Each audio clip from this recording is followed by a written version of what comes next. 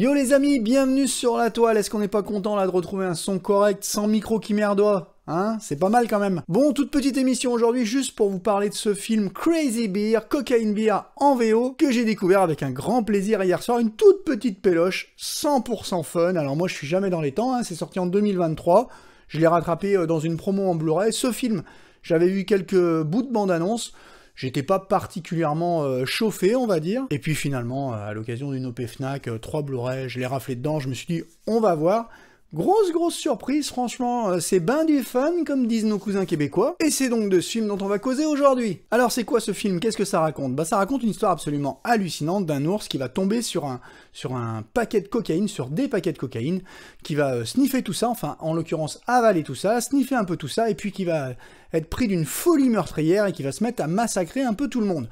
Alors en l'occurrence c'est un slasher, un déguisé, c'est plutôt bien foutu, plutôt drôle, ça alterne entre comédie et séquences horrifiques d'une belle manière, j'ai trouvé ça plutôt malin, et c'est inspiré d'une histoire vraie. Alors généralement quand on entend inspiré d'une histoire vraie, on se pose toujours des questions, là c'est inspiré de l'histoire vraie d'un ours. Alors imaginez un ours, 80 kilos, une belle bête, qui tombe sur un paquet de cocaïne, ouais tout bonnement. Il y avait l'avion d'un trafiquant de cocaïne qui était un peu trop chargé, donc le mec il décide de se débarrasser de quelques paquets, il balance les paquets, lui plus tard il saute, parce que l'avion est toujours un peu lourd, il saute en parachute, et il se tue dans la chute, c'est absolument incroyable comme histoire, sauf que les paquets vont être retrouvés par un ours donc de 80 kilos, le paquet il fait quelque chose comme 35 kilos, et l'ours va en sniffer, ou va en avaler plusieurs kilos, il sera bien évidemment retrouvé mort quelques temps plus tard. On sait pas du tout ce qu'il a fait entre le moment où il a avalé cette coke et le moment où on l'a retrouvé décédé, mais en tout cas apparemment il aurait tué personne, ce qui n'est pas le cas de ce film, où il va massacrer à tour de bras, il va être pris véritablement d'une frénésie meurtrière pour le plus grand plaisir des cinéphiles tordus que nous sommes. Alors ce film on le doit à qui? On le doit à Elizabeth Banks. Ça je le savais pas du tout,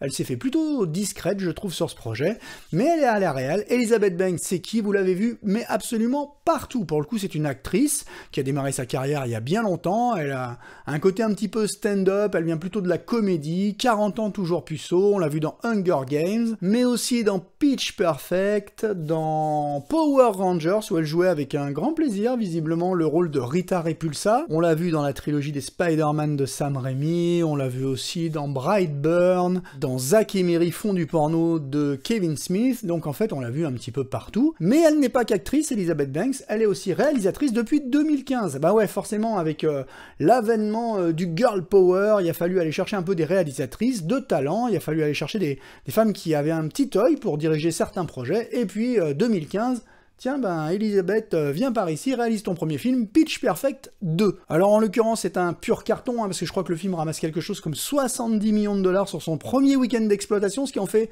le plus beau démarrage pour un film dirigé par une réalisatrice, donc forcément ça fait du bruit, 2015.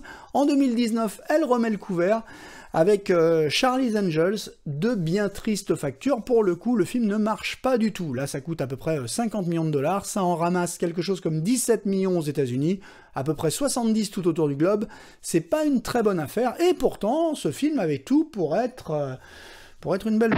N'ayons pas peur des mots, hein, un film avec 3 stars un petit peu has-been, donc Kirsten Stewart, le côté réalisé par Elizabeth Banks, produit par Elizabeth Banks, écrit par Elizabeth Banks, et je m'en passe et ça, hein, sur les affiches c'est bien marqué, ça faisait un petit peu too much, le film se ramasse carrément, donc retour un petit peu à la case départ, et puis elle revient avec ce Cocaine Beer, ou plutôt Cocaine Bear, je vais arrêter de faire mon français et de prononcer ça comme si on parlait d'une pinte de blonde. Bref, elle revient avec ce film, au générique duquel on peut retrouver Kerry Russell, qui est toujours aussi bonne actrice, franchement ça le fait bien, et elle réussit un exercice d'équilibriste que j'apprécie particulièrement, franchement c'est celui de jongler entre comédie et film d'horreur, et ça fonctionne bien.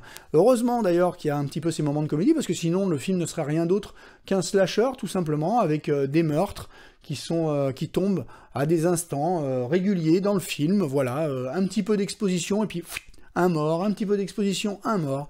L'histoire, du coup vous la connaissez, hein, cet ours il va retrouver des sachets de coke, il va commencer à devenir complètement accro, et puis il va tomber sur des campeurs, des gens de la réserve nationale qui sont là. On retrouve au générique une actrice qui était dans Justify et dont j'oublie le nom, mais qui est absolument incroyable. C'est vraiment drôle, et il y a surtout des séquences qui sont très bien menées. Franchement, j'ai trouvé ça très très bon. Il y a un moment où l'ours, il se met à poursuivre une ambulance. Franchement, ça vous accroche, hein. Vous êtes là en train de vous dire, mais c'est pas possible. Les effets spéciaux sont particulièrement réussis d'ailleurs, hein. L'ours, vraiment, il est bien, il y a des moments, c'est un ours en infographie, des moments, j'imagine que c'est un costume, je sais pas trop comment ils ont fait, mais alors pour le coup, ça tient bien la route. Cette poursuite en ambulance, elle vaut son pesant de cacahuètes, c'est une pure barre de fun, et le film tout entier est une pure barre de fun, mais ça n'oublie pas de nous laisser au passage quelques petits moments d'angoisse, bien sentis. Je trouve qu'en ça, c'est particulièrement réussi. C'est un film que j'ai vu et je prendrai un grand plaisir à revoir du coup, parce que finalement, c'est une petite péloche comme ça, totalement décomplexée. On dit ça pour tout aujourd'hui, éhonté, décomplexé, mais là, c'est vraiment le cas. Et ça fonctionne à peu près à tous les niveaux, sauf quand on essaye, dans le dernier acte, d'aller fureter.